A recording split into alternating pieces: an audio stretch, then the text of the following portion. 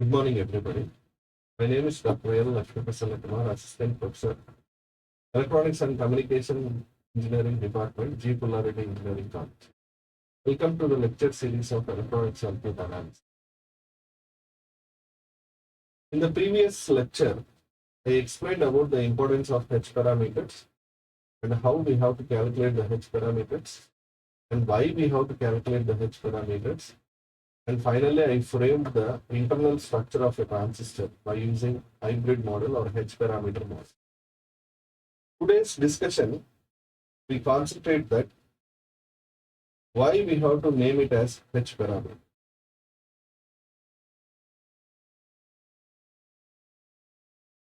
And how we have to convert a practical circuit into AC equivalent model or H parameter model.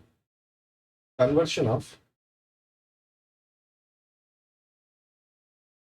practical circuit into AC equivalent model.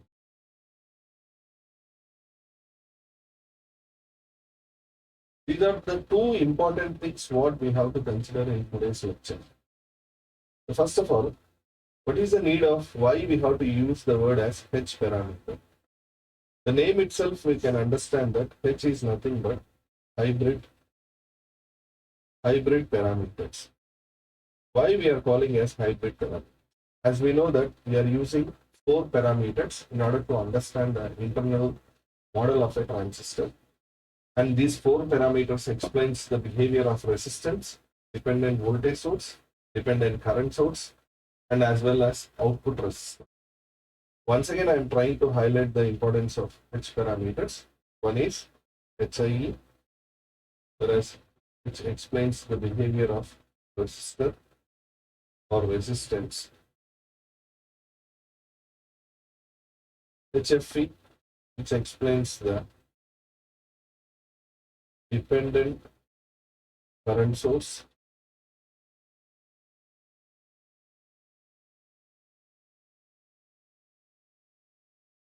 HRE, dependent voltage source.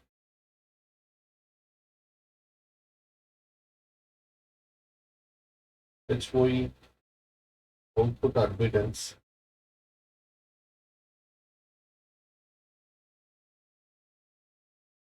Now you try to observe that the first parameter is explaining the resistive behavior, and the second one is current behavior, and the third one is voltage behavior, and the HOE will explain the admittance. That's why it is not stick on to a single parameter.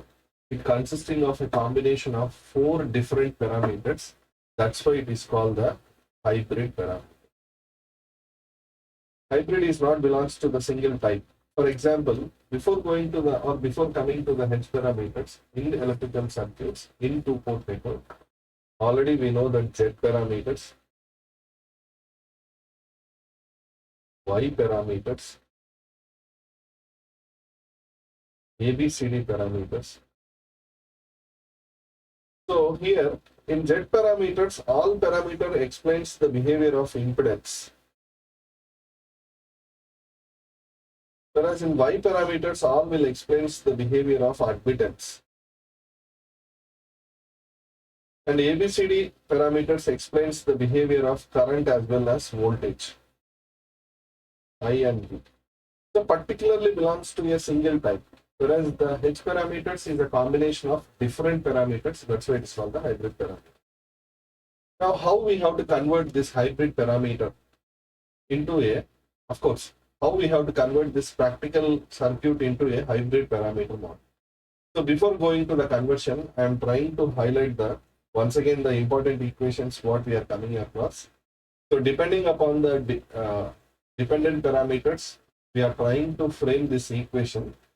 As we know that from the forward bias and the reverse bias of input and output characteristics of a transistor, we are trying to highlight that VBE is a dependent parameter and IC is also a dependent parameter.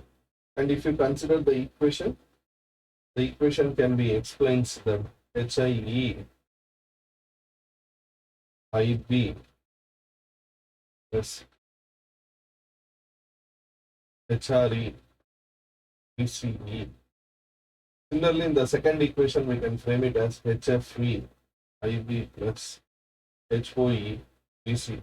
These are the two equations what we are using for H parameter model.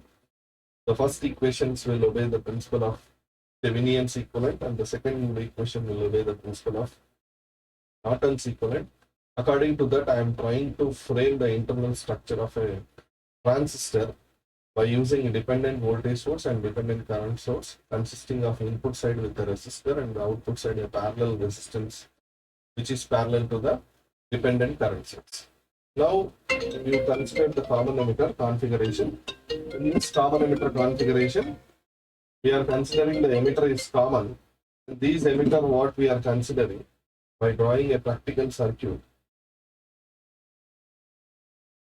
where the emitter resistor consisting of parallelly bypass capacitor, this is RE, and the biasing resistors, and consisting of a load resistance RC, this is DC, IC, of course, this RL, and the input coupled capacitors C1, C2, R1, R2, biasing resistors, and consisting of a AC source, which are everything is grounded, the emitter of NPN transistor. Now I have to convert this circuit into AC equivalent model. So to convert the circuit into AC equivalent model or hybrid model for a given practical circuit, we have to follow two conditions. That the first condition is there any DC sources in the practical circuit? We have to make it as 0, so that all DC sources are grounded. All DC sources are grounded. This is the first condition what we have to consider to convert any practical circuit into AC equivalent model or hybrid equivalent model. The next condition is all capacitors in that circuit are short circuit. All capacitors are short circuit. Why? Because for AC, the capacitors is allowed. For AC signals only, the capacitor will allow. For DC signal, capacitor will block. That's why we are making the AC analysis. First, we have to convert the given practical circuit into AC equivalent model. And for that purpose, we require the AC analysis. These conditions we are considering as AC analysis. So, the first condition is make all DC sources are grounded and all capacitors are short circuit. Okay, now we used to apply these conditions in the above practical circuit of common emitter configuration. So, this is the common emitter configuration we are using for an amplifier. So finally, the amplifier consisting of common emitter configuration. Of course, it is an amplifier. Why? Because the AC signal is applied and the DC supply is applied. In order to move the transistor into the active region, then only we are applying the AC signal. And these R1 and R2 are the biasing resistors, and RE is the emitter resistor or feedback resistor, and C is a bypass capacitor. If you want to use or if you want to apply any signal to this particular circuit, first we have to see that whether the transistor is operated in active region or not. For that purpose only, first initially I am applying the input side as forward bias, where NPN, P is base is a P type of terminal, where the base is connected to the positive of the AC source, and here the biasing condition what I am applying, that the input is VCC, where the positive terminal of the DC supply is connected to the positive terminal of the base. That's why input side is in forward bias. Where the output we are taking across the collector, and the collector which is having the connection between the output side, between the collector and the emitter. Collector is a N type of terminal, which is N is connected to the positive terminal of the DC. The output is reverse bias. By observing inside the practical circuit, we are concluding that the transistor is operated in active region, and that too the emitter is grounded. Input I am applying across the base terminal, and the output is taken across the collector terminal. That's why it is called as common emitter configuration. So I am checking the three conditions in the practical circuits. One is whether the DC supply and the AC signal is applied or not. And the second thing is input is forward bias and the output is reverse bias. The third thing is what type of configuration, that at input at which terminal we are applying and the output from which terminal we are taking. These are the three things what we observed from the practical circuit. Now I have to apply all these two conditions on this practical circuit, and finally I have to simplify the circuit, and after that I have to convert the internal structure of this transistor into hybrid equivalent model. So now you see here, what is the first condition? DC, making DC sources as 0. And the second condition, all capacitors are short circuit.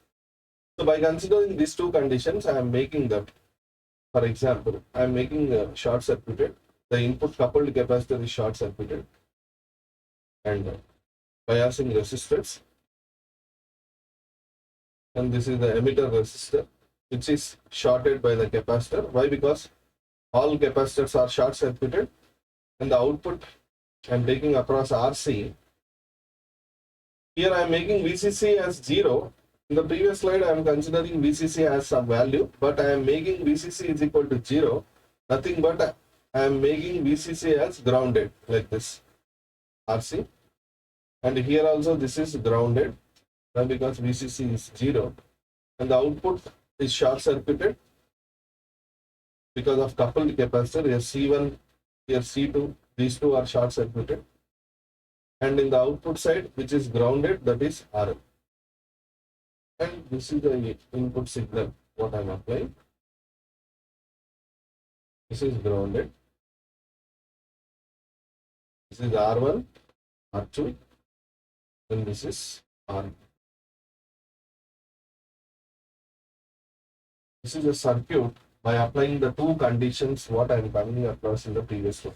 These are the two conditions I am applying. After applying these two conditions on the above circuit, the resultant circuit will be like this. Okay. Now we will see, we will have a little bit more simplification here. Once R1 is grounded, we can move this R1 parallel to R2 by observing like this. So I am trying to move this R1 parallel with R2, and this is the resistor. Now if you carefully observe that in the previous circuit where the capacitor is short circuited, as capacitor is short circuited, the effect of RE is nullifying. So the effect of RE is equal to 0. That's why I am making as there is no effect from RE. So obviously I am considering as short circuit. And in the output side, RC is there. I used to connect this RC, which is grounded. This ground I can connect parallel to RL, so that I can make RC parallel with RL, which is, this is a simplified circuit what I am making by making DC sources as 0, all capacitors are short circuit.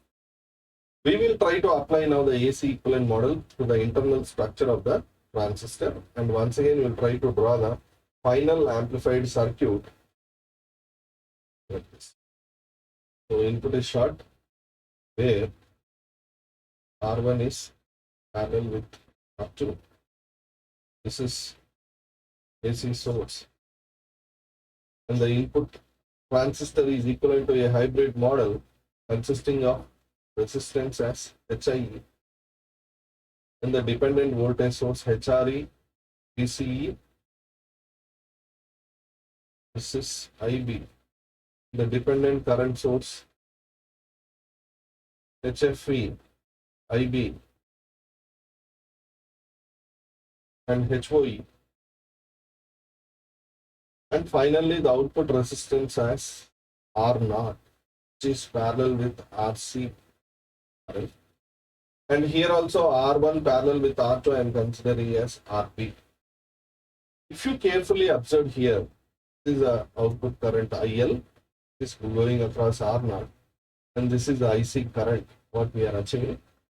The base is input and the output is collector, whereas emitter is common, which is grounded. The emitter is common between input and output side.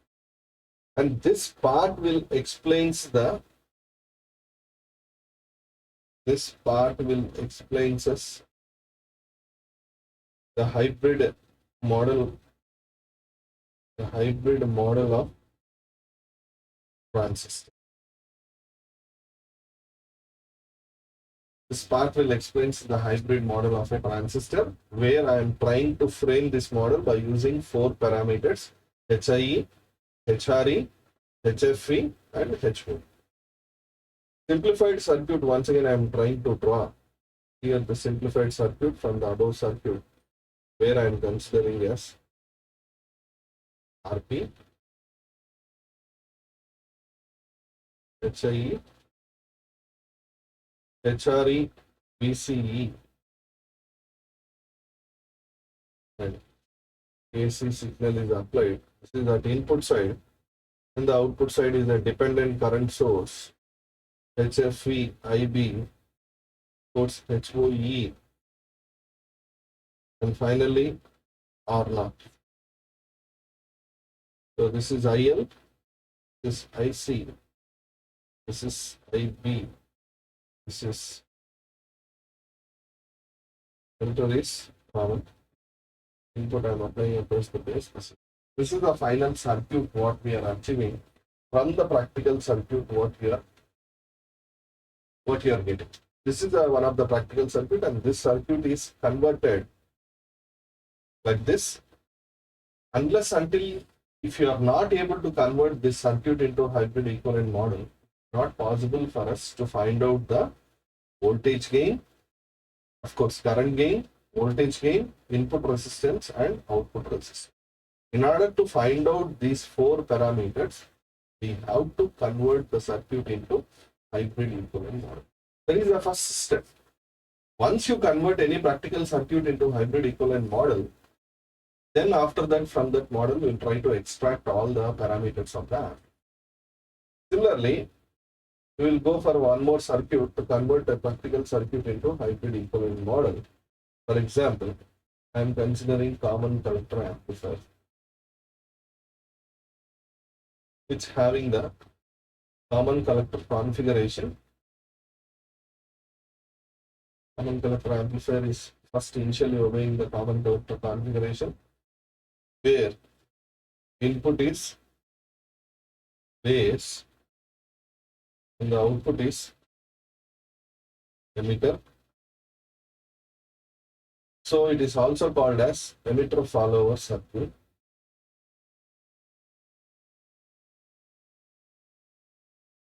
We'll consider the practical circuit, and from that we'll try to convert into AC equivalent model, and after that we'll try to extract the parameters of the amplifier.